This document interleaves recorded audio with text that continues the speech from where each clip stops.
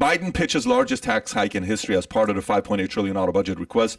He has laid out the tax hike as part of his $5.8 trillion budget blueprint for federal spending in fiscal 2023, which begins in October. Under his proposal, taxes will rise by $2.5 trillion, marking the largest increase in history in dollar terms.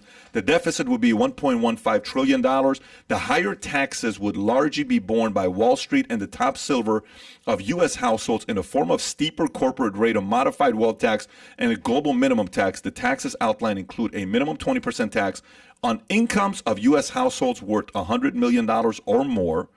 The so-called billionaire minimum tax would raise $361 billion in revenue over 10 years and apply to the top 0.01% of households, or about 20,000 Americans. The White House said that roughly half the revenue stem from the country's 700 billionaires, which, by the way, Manchin comes out the next day and he shuts the bill down. This is a Hill story.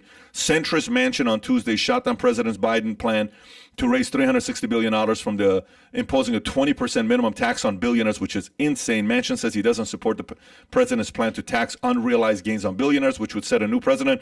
Nothing new we haven't heard from Manchin. You can't tax something that's not earned. Earned income is what's we're based on, he said. There's other ways to do it. Everybody has to pay their fair share.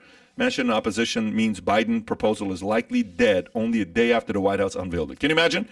You write this bill, you put all this time, you market it, the next day Manchin says, no, there's nothing else you can do about it. That's great. Well, if I'm Biden, I don't do anything until I have a conversation with Joe Manchin. So how long have I been talking about Joe Manchin? 4 years. So that's who I am politically. I'm not far left. I'm not far right. You should wear a shirt that says Team Joe Manchin. I'm telling you, we should make a shirt. Can we make that? Called Team Joe Manchin. Yeah. I'm actually being serious. Yeah. Put Team it down. Manchin shirt. I've been seeing Manchin for years, and I'm thinking for years, because I didn't really start getting into politics until about 2016. And I'm not a Trump guy. I'm not a MAGA guy. Sorry, bro. It's all right. But I was a registered independent, and I was like, whatever this guy's doing, I'm not for. But what this guy Joe Manchin doing something, man.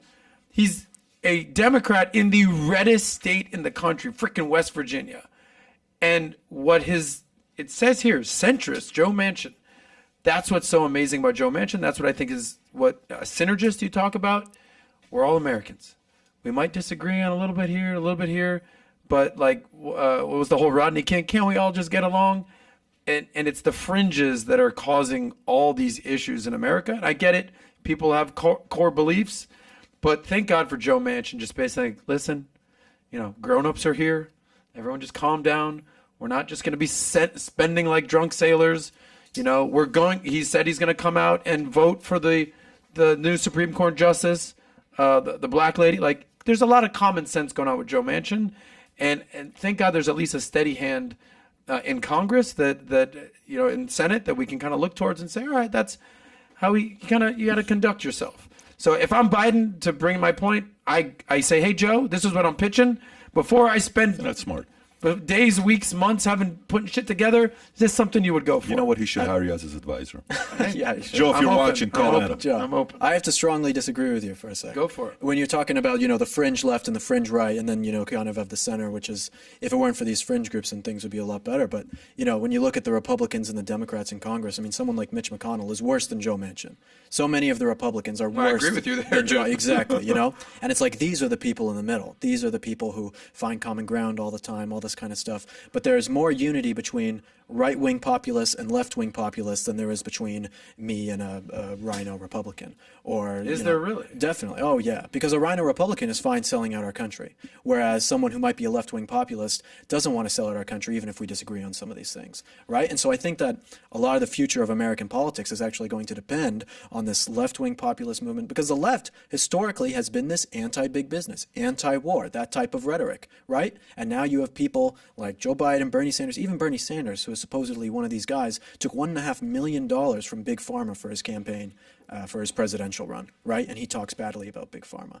So you have these people who are all in the middle, these centrist types of people, the rhinos and the regular Democrats, who are the ones that are actually driving everything up because they work together and they're basically one and the same. So what I think is that for this 2022 midterm and hopefully for 2024 is that we get Republican candidates who are actually conservative, not like far-right extremist people, that's not what I'm saying, but people who actually aren't just going to be some walk-all-over-me type of Republican and actually get something done. Give an example. Give names. Yeah, Yeah, who's like, all right, that's my guy. I like this. Well, if we're person. talking about ideologically, then we Yeah. have Tucker Carlson. I mean, he is the one who is leading the charge on everything right now. If Tucker Carlson were to run, he'd be amazing. Then you have Ron DeSantis here in Florida. Yes, Florida has who a in super Congress do you actually look at and say that guy's killing it, or lady? Well, I think Marjorie Taylor Greene is one. There's some things. That's the lady? Yeah, the listen, QAnon lady, dude? No, not QAnon. Will. I mean, listen. There are some. Marjorie Taylor Greene, of all Taylor people? Greene has some very good Come things on, when it bro. comes to actually, like, think about the January 6 prisoners, right?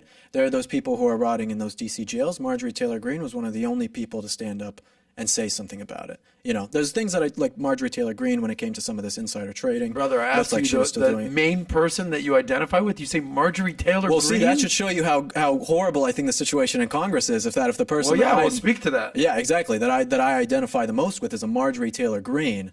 That should show you how screwed up things are. In my opinion, I really have no faith in a lot of the politics that we have right now. I think so much of this is going to come down to ideological ideas, and that we put too much credence on, as a people in America, on political parties, when both the Republicans and the Democrats are the same thing.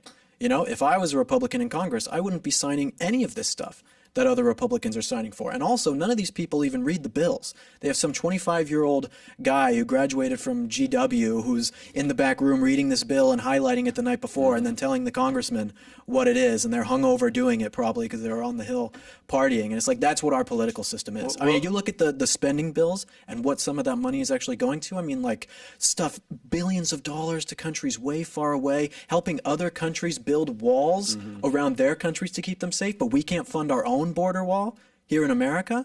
I mean, none of this makes any sense.